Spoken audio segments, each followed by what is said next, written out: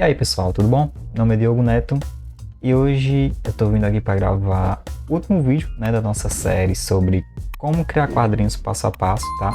E hoje eu vou falar para vocês, o que seria, na minha opinião, na minha visão, o último passo, de quando você está fazendo uma história em quadrinhos, que seria a pós-produção, tá bom? Por que a gente tem que fazer a pós-produção, Por que ela é importante na hora da gente fazer quadrinhos, tá certo? Fica aqui, tá bom? Para você acompanhar. E, não deixando de me divulgar também, esse aqui é meu perfil na Fliptrue, onde tem algumas histórias, tá? Todas de minha autoria, criadas por mim. Quem quiser ver dessa vez, eu vou tentar lembrar, deixar o link aqui embaixo na descrição, tá bom? Para vocês estarem lendo, os meus trabalhos, as minhas histórias, tá bom? Bora pro vídeo. Para começar a falar sobre pós-produção, a gente pode entender mais ou menos o que seria a construção do livro, por assim dizer, Não vou falar construção do quadrinho, porque aí fica como se fosse só fazendo quadrinho, Então seria construindo o livro, tá? Vou utilizar esse termo para poder expressar melhor. E o que é que seria isso, na minha opinião? Tá? Dentro de Estação Quadro, que é um trabalhozinho que eu publiquei há um tempo atrás, a gente tem alguns arquivos, tá? Que eu criei para complementar, o quadrinho, porque o quadrinho ele não é só as páginas, entendeu? Como vocês estão vendo aqui, tá? Ele precisa de um complemento, ele precisa de uma capa, de uma contracapa, de uma outra capa, tá? De um título e autor, não sei. Eu sei que na maioria das obras a gente utiliza isso para mostrar, como se fosse a abertura de um filme, qual é o título da história e tal. E isso aqui seria uma introdução, que eu chamei de ambientes, que é só um resuminho, colocando você dentro ali do universo dessa história, tá certo? Então, você precisa construir o livro, tá ligado? Você precisa complementar o seu quadrinho para que ele fique uma obra completa, tá certo? Não são só as páginas, tá? Não é só o quadrinho em si, na pós-produção, ok? Quando você tá na produção, aí sim, aí você vai fazer seu quadrinho, tá certo? Mas na construção do livro, você precisa fazer mais coisas, entendeu? E eu me inspirei, em outros quadrinhos que eu vi, em quadrinhos que eu tenho impressos, tá certo? E que eu fui colocando coisas que eu vi que eram interessantes e eram padrões, que se repetiam nas obras, e eu achei legal, interessante, então eu decidi colocar uma introdução, título com o nome do autor, entre várias outras coisas. E também eu decidi colocar extras também, tá certo? Esse é mais opcional, mas eu achei que a obra caberia esse tipo de coisa. Também estou planejando colocar no meu próximo quadrinho também, tá? É interessante fazer, é interessante você mostrar para o seu leitor que a sua história ela pode se expandir, ela pode ir além das páginas, entende? É muito interessante, o livro fica completo, entendeu?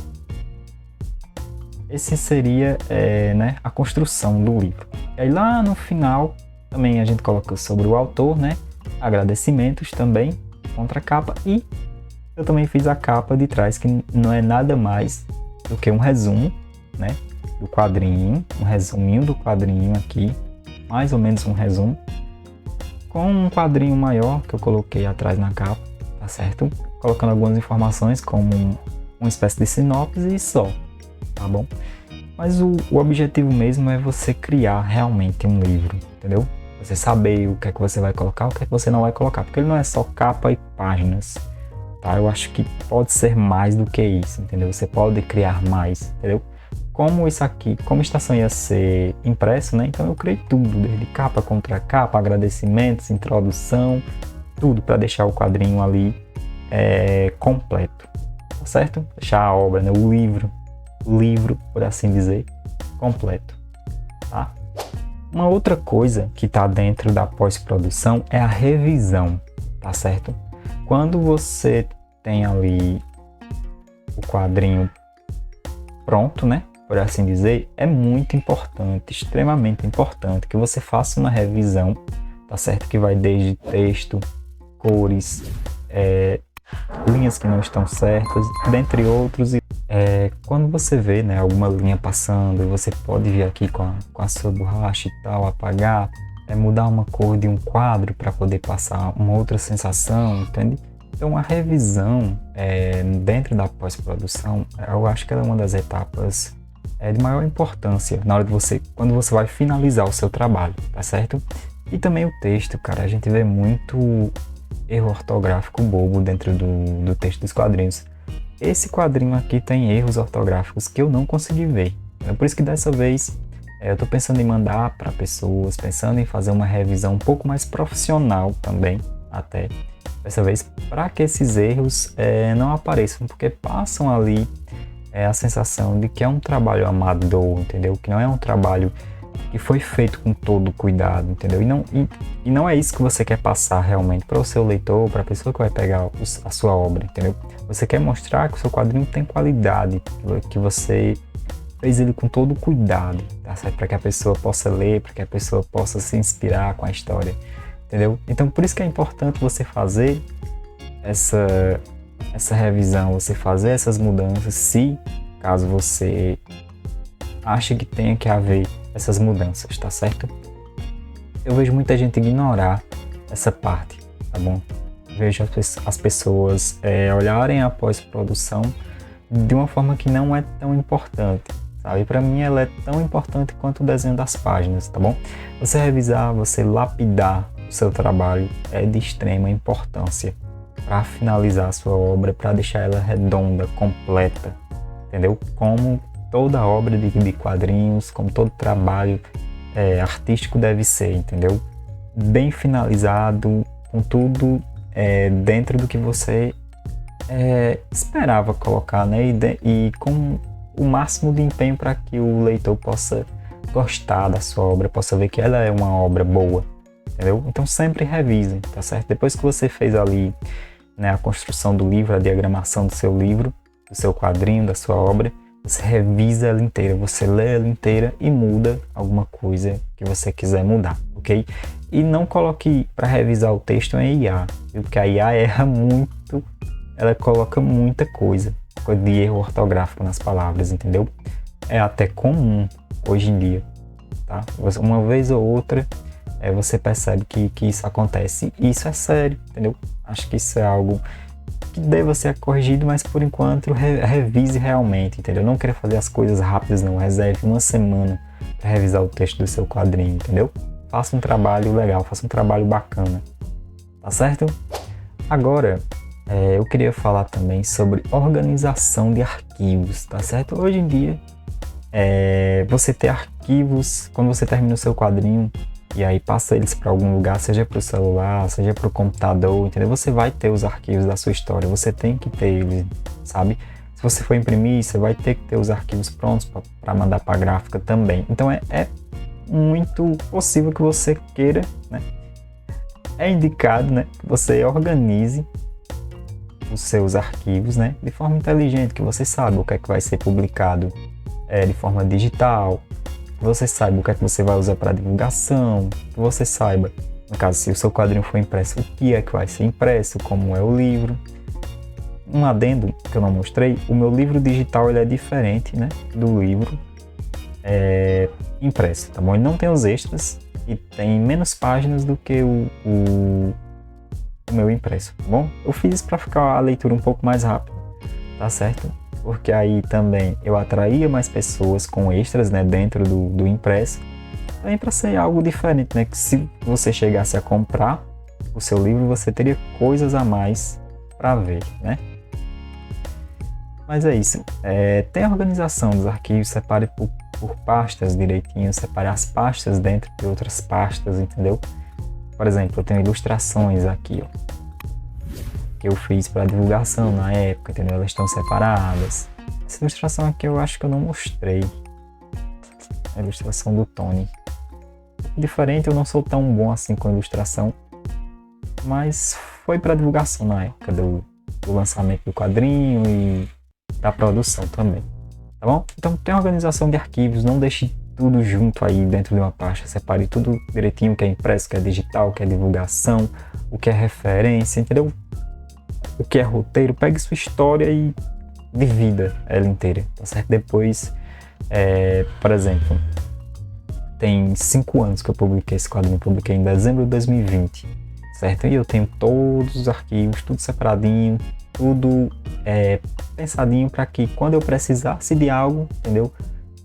Eu só fosse lá, encontrasse e mostrasse, né, aqui no canal. Por exemplo, eu não sabia ainda que ia ter um canal, mas é bem importante que você organize, tá, seus arquivos dentro de pastas com nomes, direitinho do jeito que você achar melhor. E tem vídeos aqui no YouTube explicando também como é que você organiza suas ilustrações, seus quadrinhos, suas páginas, seus arquivos, tá? É do Rafa Pinheiro. É bem interessante, eu já assisti, mas também já vi outros criadores fazendo também. Mas é de extrema importância que você organize todo o seu trabalho, tá bom? Até para você não se perder e saber onde é que tá cada coisa, certo? Agora, a gente chega na parte de divulgação da sua história, né? Eu vou falar para vocês a forma que eu faço, né? Mas vocês podem procurar outras formas também.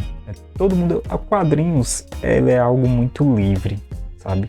Praticamente todas as áreas, todas as fases, todas as áreas desse segmento, você pode inovar, você pode fazer da sua forma, tá certo? Essa foi a forma que eu fiz, lembrando que eu não sou nenhum mestre de quadrinhos nem nada do tipo, estou muito longe disso, tá certo? Mas foram coisas que eu estudei e que eu achei interessante colocar, ficou profissional e que quando chegou em alguns canais funcionou, entendeu? Então vou tentar passar mais ou menos para vocês.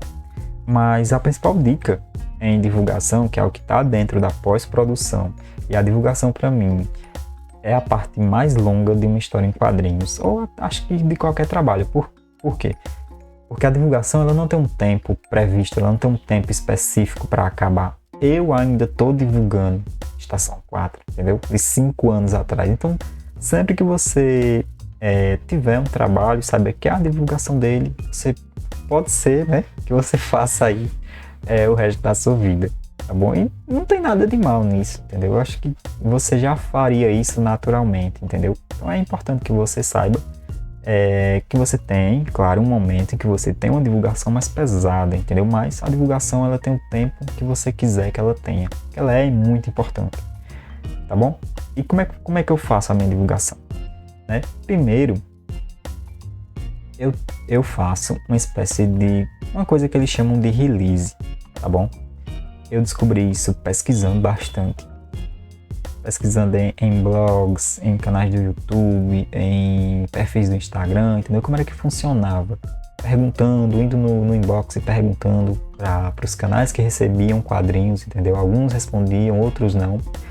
E eu vi que dava para fazer isso aqui, que era o release, entendeu? Que seria mais ou menos um resumo da história, né? Uma página legal. Um resumo, uma biografia, né, uma autobiografia, curtinha, simples, normal, explicando como é que funcionava, se o quadrinho é digital, se o quadrinho é uma série, se é independente, se está em cartaz ou não, Catarse, no caso, tá? Acho que todo mundo deve saber o que é um Catarse, tá bom? Porque não sabe, é uma plataforma de, por exemplo, eu coloco um quadrinho lá, você vem e apoia com dinheiro e aí depois, se a campanha, né, ela for bem sucedida, você ganha brindes, ganha o quadrinho impresso ou digital, entendeu? E se não, o dinheiro é devolvido para você, tá? E para completar o release, também tem alguns links, né? Que aí eu coloco para conhecer mais sobre o autor, para ler a obra completa, comprar um impresso, para mais imagens da obra, caso a pessoa que for pegar isso aqui querer utilizar mais imagens. E para onde é que eu mando isso? De novo, eu tive que fazer uma pesquisa um pouco mais extensa, entendeu? E aí eu fui buscar canais, entendeu? E-mails de canais, números de telefone, entendeu? Para onde eu pudesse enviar esse trabalho, para que ele pudesse ser publicado. Porque quando você tem um blog, ou uma página muito grande, ou um canal do YouTube muito grande, entendeu?